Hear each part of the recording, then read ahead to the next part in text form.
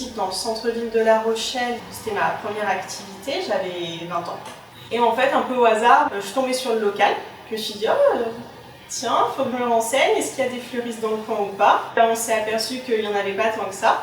Et puis je suis venue visiter, coup de cœur.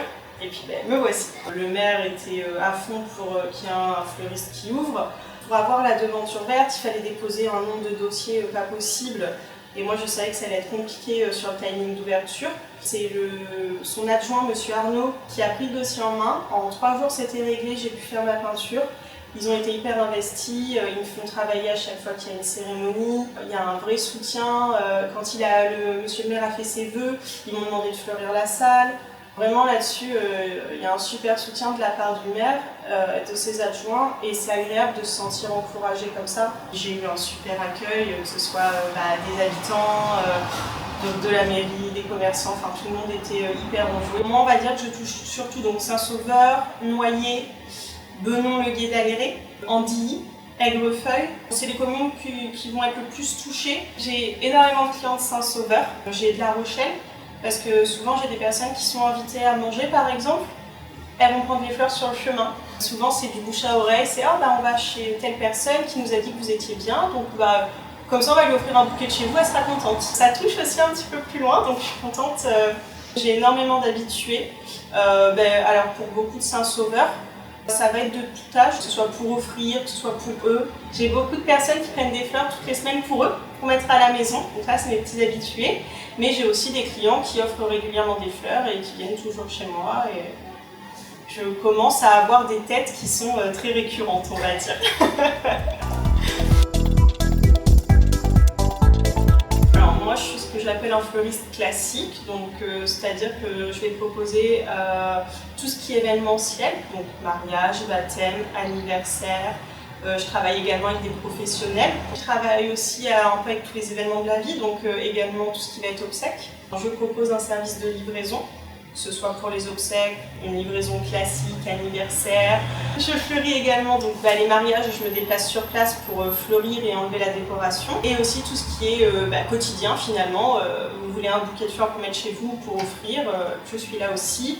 J'ai 2 à 3 arrivages de fleurs fraîches par semaine, ce qui est très important pour moi parce que la fraîcheur et la qualité des produits, c'est un petit peu le critère numéro 1 chez un fleuriste. Comme je dis toujours, vous allez acheter un bouquet, s'il tient 2 jours, vous n'y retournerez pas. Et moi, je suis très satisfaite parce que souvent, mes clients qui reviennent me disent on revient parce que vos fleurs, elles durent très très bien. Donc ça, c'est plutôt un bon compliment. Bon, aussi parce qu'ils aiment mes compositions.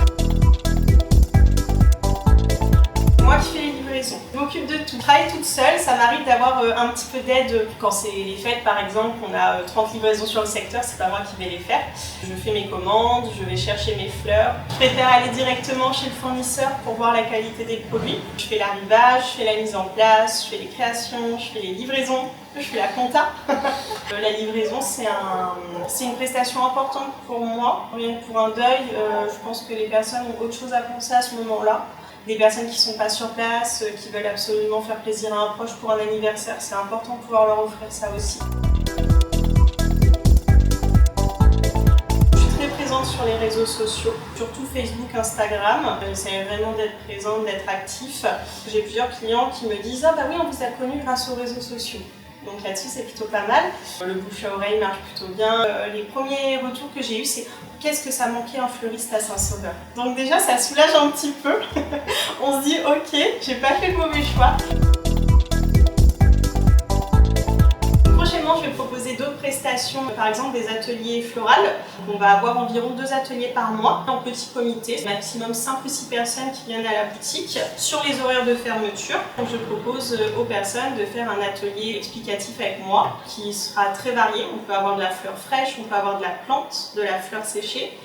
Et je vais également mettre en place des abonnements floraux, surtout au niveau des professionnels, des chambres d'hôtes, des hôtels. Toutes les semaines, ils ont les petits bouquets qui arrivent sans avoir à les commander. Donc les particuliers pourront également s'abonner, donc c'est sur un engagement minimum de 3 mois. C'est eux qui choisissent la fréquence d'arrivage, donc s'ils veulent un bouquet toutes les semaines, tous les 15 jours, tous les mois. Du coup, les personnes ont des remises. C'est quelque chose qui va arriver dès la rentrée, qui est en train d'être mise en place.